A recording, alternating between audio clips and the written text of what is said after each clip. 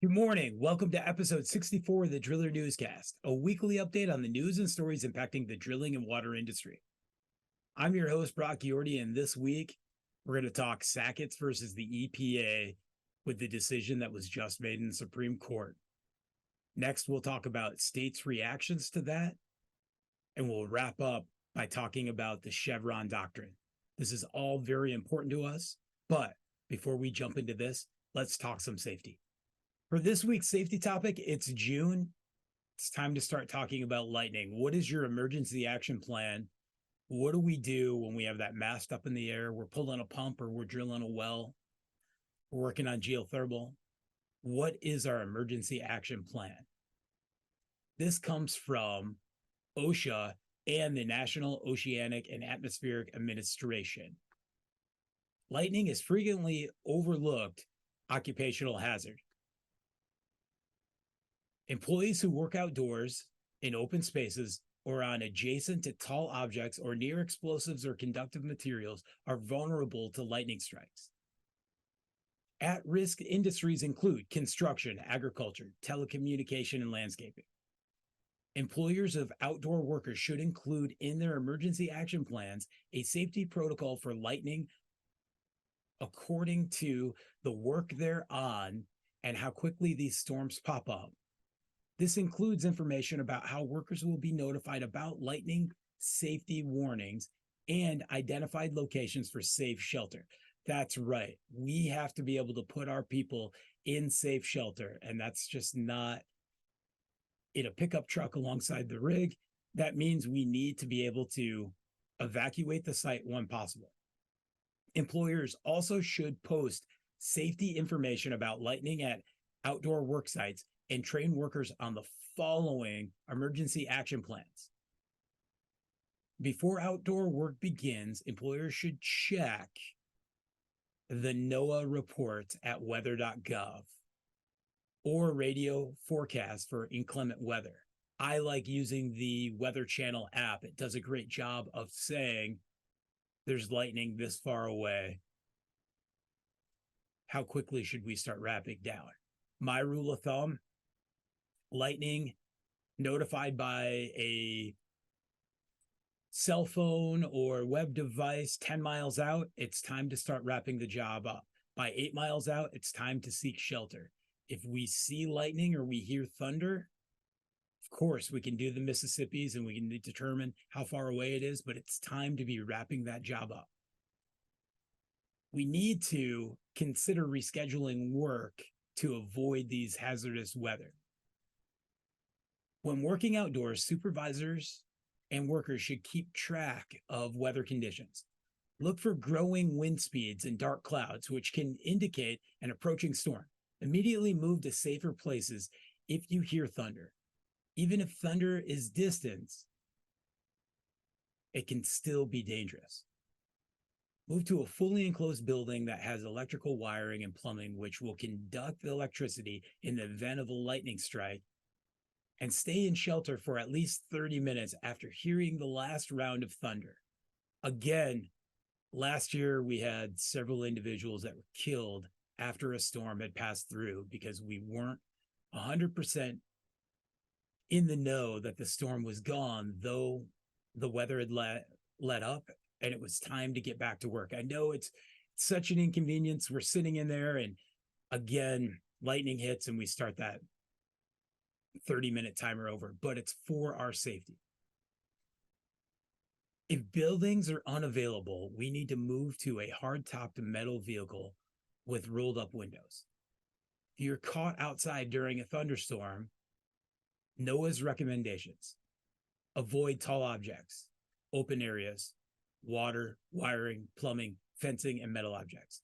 Move to a dense area of small trees that are surrounded by taller trees or a low-lying area.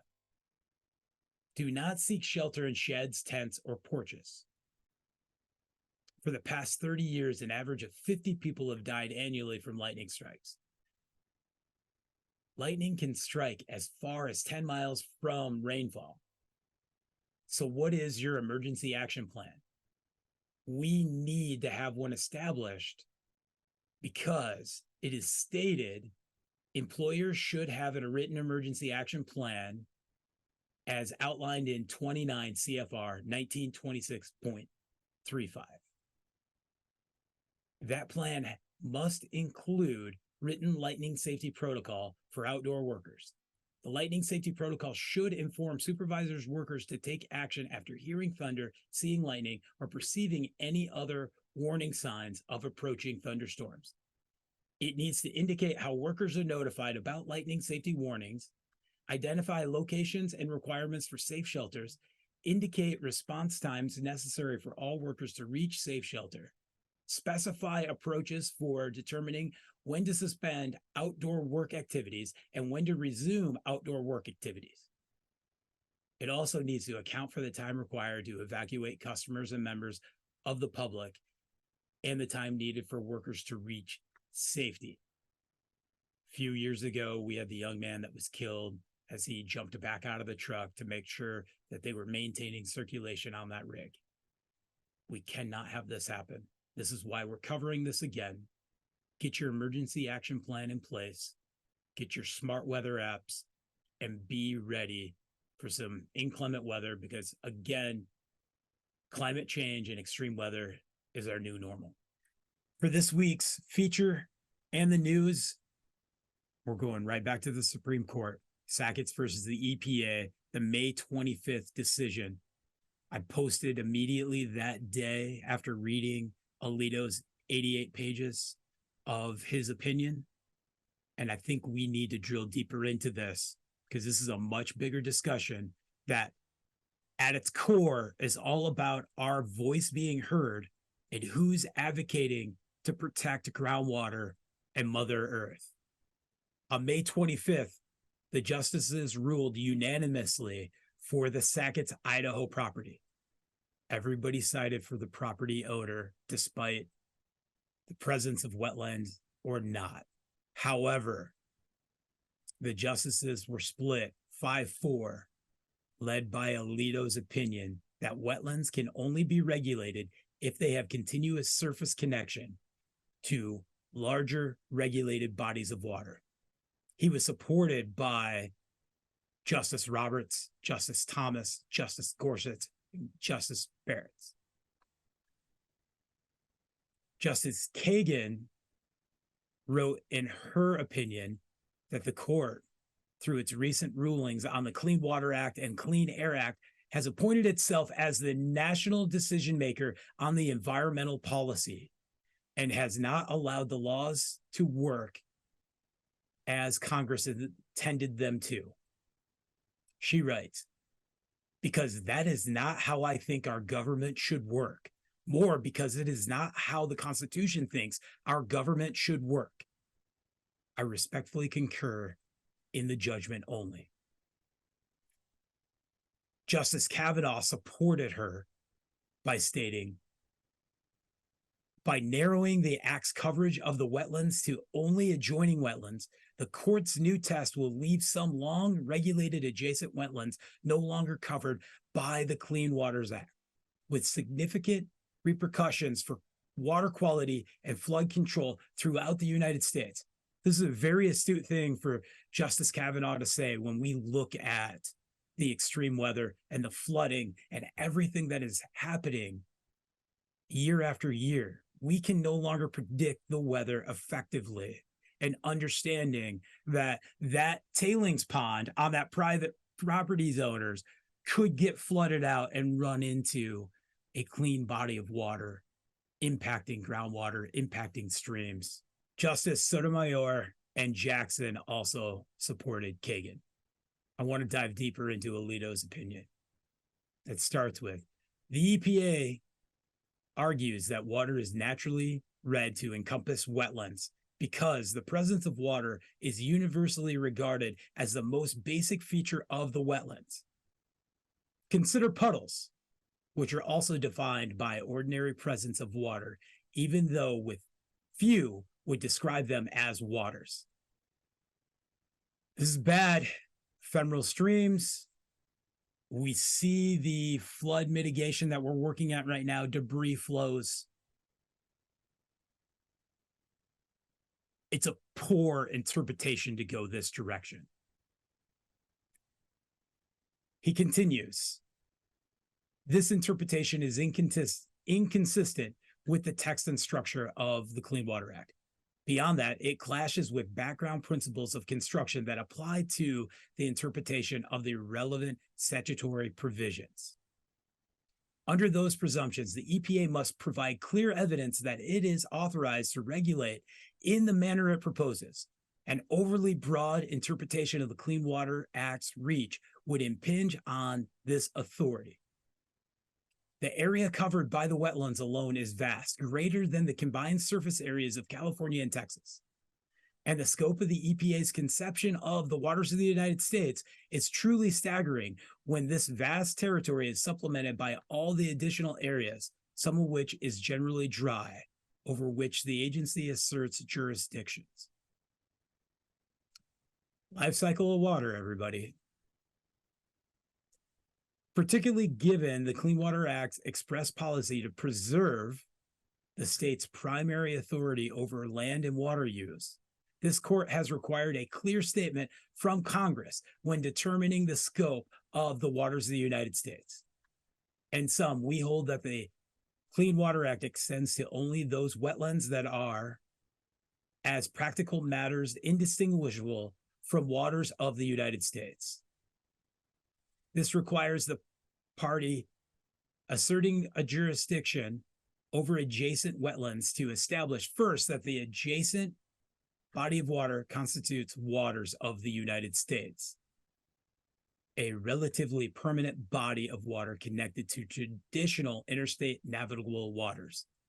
And second, that the wetland has a continuous surface connection with that water, making it difficult to determine where the water ends and the wetlands begin. For reasons already explained in this interpretation, is inconsistent with the text and the structure of the Clean Water Act. Beyond that, it clashes with construction principles. Under those presumptions, the EPA must provide clear evidence that it's authorized to regulate in the manner it proposes. First, this court requires Congress to enact exceedingly clear language if it wishes to significantly alter the balance between federal and state power and power of the government over private properties. Regulation of the land and water use lies at the court of traditional state authority. The current goal of the Supreme Court is to shift the power to the 50 states to control air and water pollution. That is my thought. However, we can see from state to state how different laws are enacted to preserve property rights over protecting the environment. Consider the phosphates and nitrates that are tiled on farmland in the Great Plains that goes into streams and gullies and ends up in the Mississippi and ends up as a dead zone in the Gulf. This is the EPA's comments from May 25th. Michael S. Reagan, EPA administrator, issues the following statement. As a public health agency, EPA is committed to ensuring that all people, regardless of race, the money in their pockets, or community they live in, have access to clean, safe water. We will never waver from that responsibility. I am disappointed by today's Supreme Court decision that erodes longstanding clean water protection. The Biden-Harris administration has worked to establish a durable definition of waters of the United States that safeguards our nation's waters, strengthens economic opportunity, and protects people's health while providing the clarity and certainty that farmers, ranchers, and landowners deserve. These goals will continue to guide the agency forward as we carefully review the Supreme Court's decision and consider the next step. In 1972, an overwhelming bipartisan majority in Congress passed the Clean Water Act, giving EPA and Army Corps the implementation responsibilities. In doing so, our leaders recognized that protecting our nation's water is vital to ensuring a thriving economy and agricultural sector, to sustaining diverse ecosystems, and to protecting the water our children drink. Over the past 50 years, we have made transformational progress. Rivers that were once on fire have been restored and now sustain vibrant communities in every corner of the country. A common sense and science-based definition of the waters of the United States is essential to building on that progress and fulfilling our responsibility to preserve our nation's waters, now and for future generations. After these decisions, Texas filed the opinion as a supplemental authority to support its lawsuit in Galveston, Texas, federal court that claims a rule issued by the EPA in December to protect seasonal streams and wetlands is overly broad and would hurt industry. It's falling right behind Sackett's versus the EPA. And Texas wants their authority to regulate their waters of the United States. It's tough. It's tough. I understand us wanting to support big industry and to continue the way we are, but we also have to recognize that extreme weather, the amount of water that is hitting the planet and moving, that we have to be better environmental stewards at this point. And we have severely undercut the EPA's ability to defend against these things. And we'll see it with Texas and West Virginia and North Dakota and all that have continued to push that the new waters of the United States is not the navigable waters rulings that we had put together while Trump was in office. But this idea that we hear from, Congressman Mike Simpson of Idaho, the EPA simply cannot continue its attempt to regulate every puddle, ditch, and stream in this country.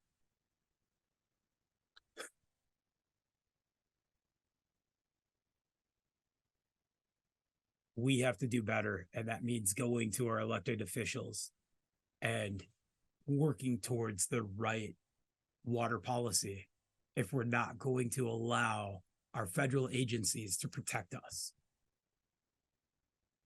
So where do we go from here? What's next past West Virginia versus the EPA, the Clean Water Act, and Sackett versus the EPA? A lot of legal scholars state that we're moving towards dissolving the Chevron doctrine, which is from the landmark 1984 case, Chevron versus the Natural Resource Defense Council. This is the basic. It holds that a federal court must defer to an agency's interpretation of a statute when issuing a rule, provided that that interpretation is reasonable. If you notice, we keep seeing in these opinions inconsistent, unreasonable, bad construction practices. We're degrading the ability to have clean water and clean air. And that means it's on to Congress. The court argued this was consistent with the idea that Congress could delegate its legislative powers to executive branch agencies. That's our federal agencies, the EPA. If Congress intended to allow experts to work out the hard questions in addressing a complex matter, the majority held, it made sense to defer to that expert opinion. Science-based facts. That's what Administrator Reagan just said. And what we have to think about here is we have federal agencies to work with states and look out for our country, look out for the entire whole, not just what's happening in Idaho, or not just what's happening in Nebraska, but what's happening in Iowa, what's happening in Colorado, what's happening in Michigan, to Indiana, to Ohio with the Great Lakes states. But what have we seen in the last 2 years? We've seen the highest court in the nation question the authority of the EPA, of these rules, saying that it needs to be Congress. So Congress, let's go. And that's full circle from Alito to Kagan. The Constitution empowers our elected officials to make the laws to protect Mother Earth. Protecting Mother Earth is bipartisan. Look at what's happening with PFAS, C8 chemicals, Gen X, the runoff. In Missoula, Montana right now, there's a law case on firefighting foam being pushed out of planes, how it's bad for the environment and the water. However, it's better to have this foam hit and stop a fire and protect an area than it is what the ramifications are for the next 30 to 50 years. We're going to continue to talk about this. We're going to continue to talk about PFAS, continue to talk about the Colorado River Compact. Think about 40 million people, 7 states, 30 tribal nations, major industries. One property decides upgrading from the Colorado River to, I'll just store all my toxic chemicals right here. I have a berm. It's not a big deal. We have to have the right protective measures in place. And that's where we are. I know we can have a better defined waters of the United States, but there's going to be some give and take. Thank you for joining us for episode 64 of the Driller Newscast.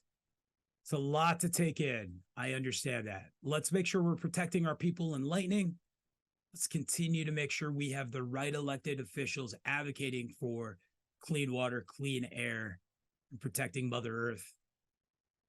And we got the June edition of the digital Driller magazine is out right now. And episode 1 of Drill Talks featuring Derek's Drills in Search of the Perfect Drill is out and available. Have a great week. Stay safe.